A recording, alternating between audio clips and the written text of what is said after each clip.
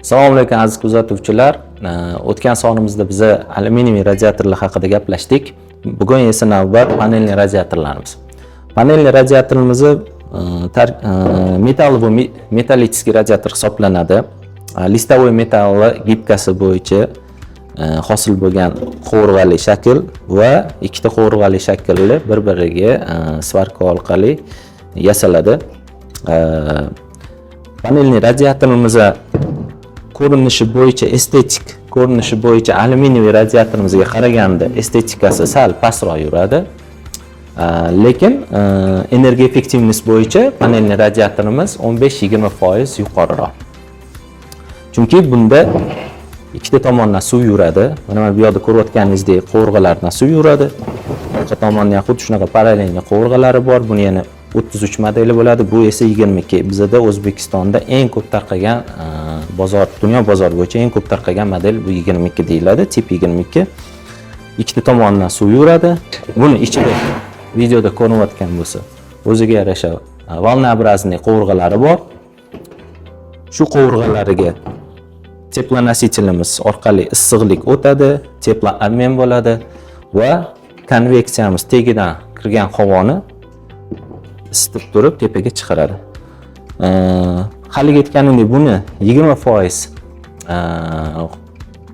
energiya effektivnosti kuchliroq, ammo metallический bo'lgani uchun buni umri qisqaroq bo'ladi. Ba'zi obyektlarimizda 15 yil ham 20 yil ham turib berganlari bor. Lekin bizda eng katta dushmanimiz suv bo'lgani uchun, metall bo'lgani uchun, ya'ni kislorod bo'lgani uchun sistemamizda bizda har doim korroziya hosil bo'ladi. Shu korroziya orqali panelli radiatorimizning umri baribir xohlaymiz ham xohlamaymiz ham umri qisqaroq. Shuning uchun panelli radiatorimiz estetikasida pastroq, umri bo'yicha ekspluatatsiyasi sal pastroq, lekin energiya effektivность bo'yicha sal 20% yuqori. Buni tanlayotganingizda o'zingiz uchun определенный xulosalarni keltirib chiqasiz degan umiddaman.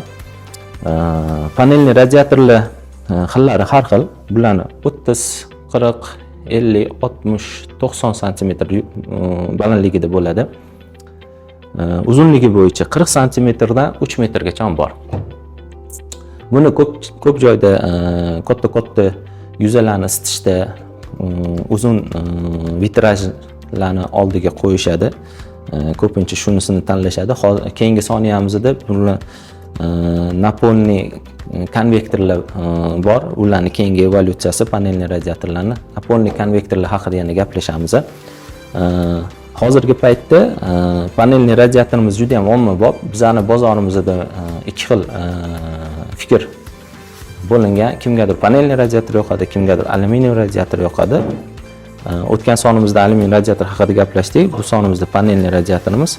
Panelli radiatorimiz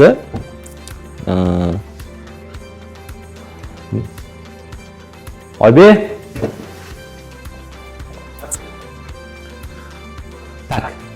panelli radiatorlarimizda eng ko'p ishlab chiqaradigan dunyo bo'yicha bu Turkiya hisoblanadi. Turkiya davlati dunyo bo'yicha eng ko'p fabrikalarga ega panelli radiatorlar bo'yicha. Undan keyingi o'rinda Yevropa turadi va SNG davlatlari. Narxi bo'yicha panelli radiatorlarimiz alyuminiy radiatorlardan arzonroq yuradi, chunki bu metalldan yasalgan, bu esa alyuminiydan yasalgan. Alyuminiy ko'pchilik biladi, alyuminiy qimmatroq metall bo'lgani uchun shunga yarasha qimmatroq aylanadi. Narxida 20%, 30% bu qimmatroq chiqadi, lekin bu 20% teplootdachasi yuqoriroq bo'ladi. Lekin kimdir buni tanlaydi, kimdir buni tanlaydi. Lekin estetikasi bo'yicha alyuminiy radiator, estetika va issiqlik quvvati bo'yicha alyuminiy radiator birinchi o'rinda deb o'ylayman. Estetikasi pastroq, lekin quvvati yaxshi bergani uchun, bu issiqlik kaloriyasi yaxshi bergani uchun bu ikkinchi o'rinda deb o'ylayman. Meni chista o'zimning fikrim. Siz bu fikrga qo'shilasizmi, qo'shilmaysizmi? Kommentlaringizni kutib qolamiz. Bo'ldi, nechun ko'p